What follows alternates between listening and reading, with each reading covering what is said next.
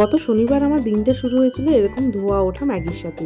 তারপর খেয়ে আমি গেছিলাম পড়তে, আর পড়াটা আমার তাড়াতাড়ি ছুটি হয়ে যায়। হঠাৎই প্ল্যান হলো দিদির বাড়ি যাবো। সেই মতো ব্যাগ প্যাক করে আমিও রেডি হয়ে নিই, আর একরকম দিদিকে সারপ্রাইজ দিয়ে দিয়েছিলাম, কারণ একদমই যাওয়ার কথা ছিল না, তাই হঠাৎই যাচ্ছি, তাই তোমরাও চলো। তারপর বেরিয়ে পড়ি, আর স্টেশনে গিয়ে টিকিটটাও কেটে ফেলি। দেখি ট্রেনটা দাঁড়িয়ে আছে, তাই উঠে পড়ি, আর একদমই ট্রেনটা ছিল ফাঁকা। কিছুক্ষণ দাঁড়ানোর পরেও ট্রেনটা ছেড়ে দেয়, আর আমি তো বসে বসে ভাবছিলাম দিদির রিয়াকশনটা কেমন হবে। আগে থেকেই আমি ক্যামেরা অন করে নিই, আর তোমরা এই রিয়াকশন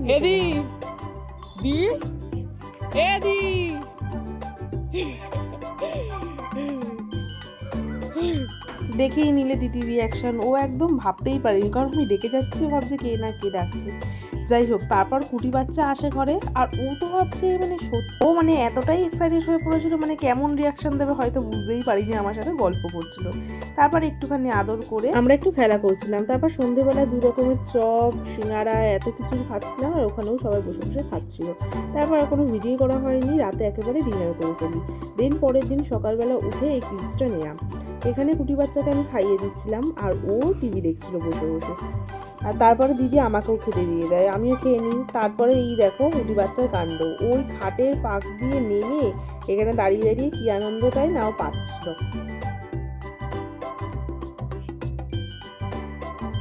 আর কালকে দিদি বানিয়েছিল ফ্রাইড রাইস আর মাটন, যেটা খেতে তো দারুণ লাগছিল, আর কলা পাতায় বহুদিন পরে খাচ্ছিলাম, আরো বেশি ভালো লাগছিল। তারপর খাওয়া দাওয়া সেরে বিকেলবেলার দিকে চলে আসি আমি বাড়িতে।